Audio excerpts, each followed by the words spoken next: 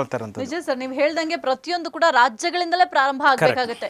ರಾಜ್ಯ ಸೇರಿದ್ರೆ ದೇಶ ಆಗುತ್ತೆ. ಆಗ ದೇಶದಲ್ಲಿ ಈ ಒಂದು ಆರೋಗ್ಯ ಯೋಜನೆ ಏನಿದೆ, ಆರೋಗ್ಯ ಹಕ್ಕು ಅಂತ ಹೇಳಿದ್ರೆ ಅದು ಜಾರಿ ಆಗುತ್ತೆ. ಆದ್ರೆ ಮೊದಲು ಇದಕ್ಕೆ ನಾವು ಹೋರಾಟ ಮಾಡಬೇಕು, ನಾವು ಸಿದ್ಧವಾಗಿರ್ಬೇಕು.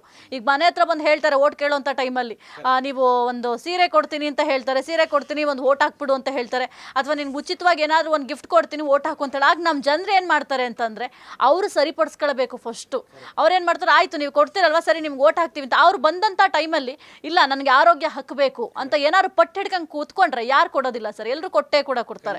ಜೊತೆಗೆ ಈಗ ನಮ್ಮ ಸರ್ಕಾರದವ್ರು ಏನು ಹೇಳ್ತಾರೆ ಅಂತಂದ್ರೆ, ಈಗ ಫ್ರೀ ಆಗಿ ಒಂದು ಮೆಡಿಸಿನ್ ಆಗಿರ್ಬೋದು ಅಥವಾ ಒಂದು ಚಿಕಿತ್ಸೆ ಸಿಗುತ್ತೆ ಅಂತಂದಾಗ, ಹೌದು ನಾವು ಗೌರ್ಮೆಂಟ್ ಹಾಸ್ಪಿಟಲ್ಗಳಲ್ಲಿ 5 ರೂಪಾಯಿ ಚೀಟಿ ತಗೊಂಡ್ರೆ ಫ್ರೀ ಆಗಿ ನಾವು ಟ್ರೀಟ್ಮೆಂಟ್ ಕೊಡ್ತೀವಿ ಅಂತ ಹೇಳ್ತಿದ್ದಾರೆ. ಆದ್ರೆ ಎಷ್ಟು ಜನಕ್ಕೆ ಟ್ರೀಟ್ಮೆಂಟ್ ಸಿಗ್ತಾ ಇದೆ ಸರ್? ಖಂಡಿತವಾಗ್ಲೂ ಸಿಗ್ತಾ ಇಲ್ಲ. ಸರ್ಕಾರಿ ಆಸ್ಪತ್ರೆಗೆ ಹೋದರೆ ಮೆಡಿಸಿನ್ ಸಿಗಲ್ಲ, ಲ್ಯಾಬ್ ಟೆಸ್ಟ್ ಆಗಲ್ಲ, ಡಾಕ್ಟ್ರ್ ಸರಿಯಾಗಿರಲ್ಲ, ಡಾಕ್ಟ್ರ್ ಸರಿಯಾಗಿ ಮಾತಾಡಿದ್ರೆ ಪ್ರಾಣ ಬಿಡ್ತಾ ಇದ್ದಾರೆ. ಇದು ದುಸ್ಥಿತಿ ಆಗ್ತಂಥದ್ದು. ಈಗ ಕಂಪೇರೇಟಿವ್ಲಿ ಬೇರೆ ಕೇರಳ ರಾಜ್ಯದಲ್ಲಿ, ತಮಿಳುನಾಡಲ್ಲಿ ಉಚಿತವಾಗಿ ಎಲ್ಲ ಮೆಡಿಸಿನ್ಸ್ ಕೊಡ್ತಾರೆ. ಈಗ ಡಾಕ್ಟ್ರು ಪ್ರಿಸ್ಕ್ರಿಪ್ಷನ್ ಬರೀತಾರೆ ಅಂದರೆ ಒಂದು 5-6 ಮಾತ್ರೆ ಬರೆದ್ರೆ ನಾವು ಸರ್ಕಾರಿ ಆಸ್ಪತ್ರೆ ಹೋದಾಗ ಒಂದು 2-3 ಮಾತ್ರೆ ಸಿಗುತ್ತೆ, ಇನ್ನು 3 ಮಾತ್ರೆ ಸಿಗೋದೇ ಇಲ್ಲ. ಅದು ಮ್ಯಾಂಡೇಟ್ರಿ ಆಗಬೇಕು, ಮೆಡಿಸಿನ್ನು ಸಿಗಬೇಕಾಗಿರುತ್ತೆ. ಆದರೆ ಕೇರಳದಲ್ಲಿ, ತಮಿಳುನಾಡಲ್ಲಿ ಮ್ಯಾಂಡೇಟ್ರಿ ಮಾಡಿದ್ದಾರೆ.